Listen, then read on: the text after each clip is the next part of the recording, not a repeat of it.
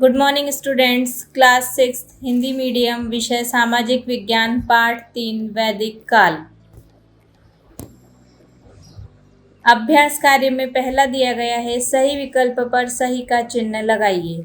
क, वेदों को बनाए जाने की अवधि युग कहा जाता है। सही उत्तर है आपका वैदिक। ख, देखिए विभिन्न देवताओं और देवियों की प्रशंसा में 4 वेद है, जिनमें सही उत्तर है आपका श्लोक है। ग, वेद में ऋग्वेद गायन के श्लोक होते हैं। सही उत्तर है आपका साम। घ, परिवार के सबसे बड़े पुरुष सदस्य को के रूप में जाना जाता था। सही उत्तर है आपका गृहपति। न, देखिए प्रारंभिक वैदिक काल के दौरान किसी भी व्यक्ति के पेशे से उसकी को निर्धारित किया। उत्तर है आपका जाति। च है, धार्मिक समारोह के संचालन के अलावा पुजारियों ने भी और डॉक्टरों के रूप में कार्य किया। सही उत्तर है आपका शिक्षक। दूसरा देखिए, रिक्त स्थानों की पूर्ति कीजिए। क, ब्राह्मण वैदिक भजन की टिप्पणियां हैं, रिक्त स्थान में आएगा ब्राह्मण। ख है, अपने जीवन के पहले 5 वर्षों के लिए बच्चा अपने परिवार के साथ रहता था, रिक्त स्थान में आएगा 5। ग दिया है, पुजारियों ने धार्मिक समारोह का आयोजन किया, रिक्त स्थान में आएगा धार्मिक समारोह। घ दिया है, वानप्रस्थ वह चरण था जब मनुष्य को दूसरों को अपनी सेवाएं प्रदान करने की आवश्यकता होती थी, रिक्त स्थान में आएगा वानप्रस्थ। न, जब भी कोई बीमार पड़ता है तो पुजारियों ने डॉक्टरों के रूप में उसकी इलाज की, रिक्त स्थान में आएगा डॉक्टर। प्रश्न उत्तर है क, आर्य कौन थे? उत्तर भारत में बसने वाले नए निवासियों ने खुद को आर्य कहा। प्रश्न नंबर ख, 4 वेदों का नाम लिखिए। वेद 4 हैं, ऋग्वेद, यजुर्वेद, सामवेद और अथर्ववेद। प्रश्न नंबर ग, संक्षेप में वैदिक साहित्य के बारे में बताइए।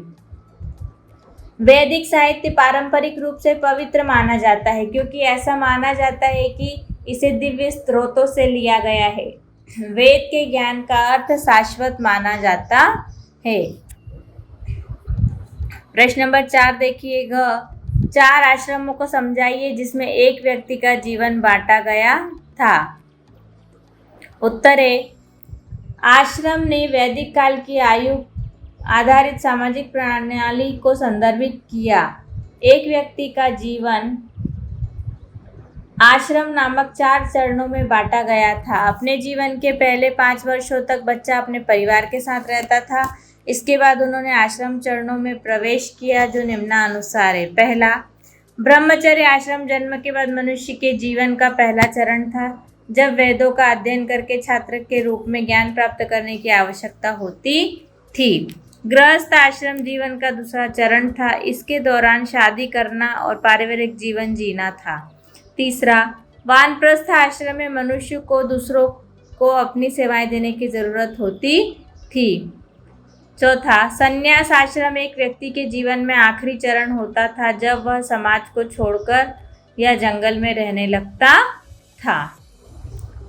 प्रश्न नंबर 5वां देखिए ना, आर्यों के समय किस तरह का समाज प्रचलित था? उत्तर है, समाज की सबसे छोटी इकाई कुल या परिवार थी। परिवार के सबसे बड़े पुरुष सदस्य, जिन्हें गृहपति के नाम से जाना जाता था, कुल का अध्यक्ष होता था। उनके निर्णय अंतिम होते थे। उनके बच्चे और पोते भी उनके साथ एक संयुक्त परिवार के रूप में रहते थे। एक साथ कई कुलों को एक कबीले के रूप में जाना जाता था। कई समूह एक जन बन गए। कई जनजातियों ने एक ग्राम बनाया। आर्यों के अलावा उन लोगों का एक और समूह था, जिन्हें आर्यों ने दास या दस्यु कहा था। उनकी संस्कृति आर्यों से अलग थी। वे एक अलग भाषा भी बोलते थे। अधिकांश दास शायद गुलाम थे, और इसलिए दास शब्द का बाद में गुलाम का अर्थ बन गया। अधिकांश दासों को उनके स्वामी द्वारा जो भी काम दिया गया था वह करना होता था। आखिरी प्रश्न दिया गया है आपको, क्षत्रिय कौन थे?